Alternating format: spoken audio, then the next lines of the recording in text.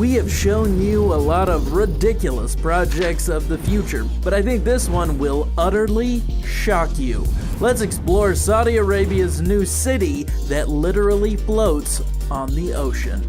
Behold Pangeos. While you might have thought this would just be another artificial island sitting on the waves, in reality this proposed water-treading city would actually be a futuristic-looking turtle ship that would carve its way through the ocean. In order to construct this enormous floating turtle metropolis, it will not be cheap. The ship is estimated to cost over $8 billion to create. Just one look at it and I can tell you this project will blow past that budget. If this city doesn't end up costing at least $10 billion, I'll buy you a turtle island myself. Construction on this project is set to begin in 2033, and they seem to think it will only take 8 years. Could you actually be living here by 2041? That seems really unlikely to me. Yeah, normal city projects get delayed for years at a time. Something tells me a floating mega yacht city is going to be constantly behind schedule. If you're worried about them keeping up with that $8 billion price, they have a foolproof plan to get that funding. They are funding on the metaverse, because when you think of financial success, you think of the metaverse, which has only lost $9.4 billion. Brilliant idea, guys. If you couldn't tell already from the basic design of the place, it is designed to be an enormous yacht that could eat all other yachts. They are literally naming this the Terra Yacht, the largest to ever be built by far. It will be 1,800 feet long and 2,000 feet wide. This would absolutely obliterate the current world record holder.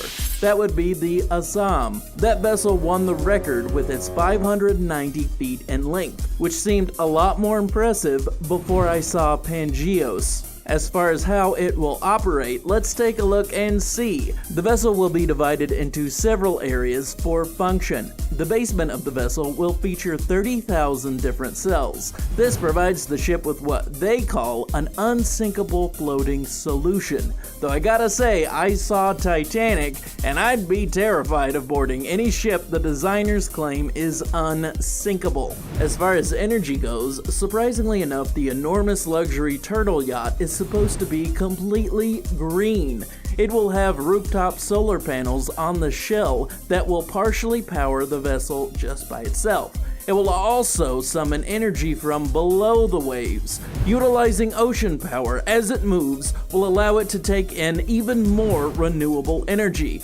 All of this will be funneled into the enormous 9 high-temperature superconductor engine. This will propel it forward at a max high speed of 5 knots. In the center of the enormous city are all of the comforts of home. It will have parks, shopping centers, grocery stores, movie theaters, resorts, beach clubs, and probably much more than we can even imagine. It will even have airports that rest on the top of the shell. They will have curved runways that run across the top of the turtle with terminals that seem to lead back into the vessel itself. There are also helicopter pads available as well. Chances are those will range from the official ones, used for transporting supplies this ship will constantly need, and personal helicopters for people rolling in that succession money who use choppers like the rest of us use taxis. As far as accommodations go, so far I've found that you can go 2 different routes.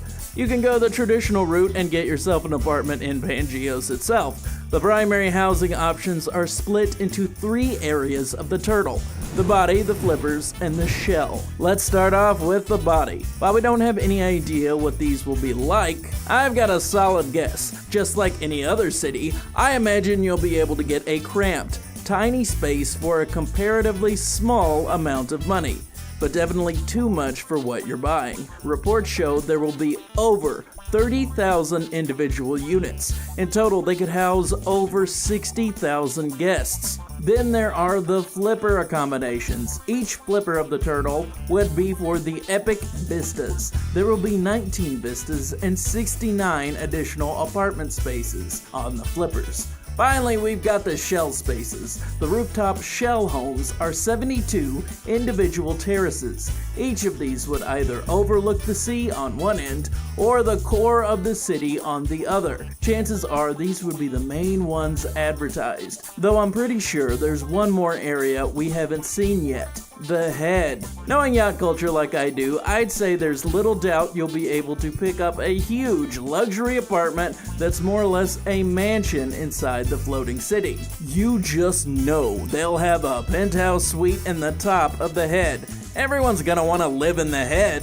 The other option could keep you a bit more mobile and comfortable at the same time. The enormous yacht city will also provide spaces, or slips, for you to keep your own private boat. So if you want to bring your super yacht to hang off of this Terra yacht, like the baby tortoise from Finding Nemo following his dad around, you will have the option. Though I imagine the cost of doing so will be about as much as getting your own penthouse turtle head suite. Not that I don't love the idea of living on the back of a giant turtle. Why exactly did they pick a turtle of all things possible? Interestingly enough, this giant floating city has one foot in the past as well as the future. There is an ancient legend, or rather series of legends, that the world itself actually floats on the back of a giant turtle. While that might sound pretty crazy right now, it's not the least plausible of theories people used to have about the Earth. Just Google Hollow Earth theory. This legend is famous for not just originating in one area of the world. It was present in India, the indigenous tribes of North America, and China, all independently of one another. So not only is it a symbol of the past, but a symbol of different parts of the world coming together. Yeah, a turtle was a pretty good idea, actually. The other historic slant comes from the name. If you hadn't already guessed it, Pangeos comes from the name Pangea, or the giant supercontinent all continents split from about 175 million years ago, give or take a year or two. While all of that's cool and all, I still would have put my floating city on the back of a giant dragon. Tell me you wouldn't have moved there immediately. Though I think when it comes right down to it, the main reason they went with the turtle is because it's a universal symbol for peace and wisdom. When you see a turtle, it's a design that's friendly and immediately welcomes you inside. I would imagine they went through several different ideas of what this thing could look like.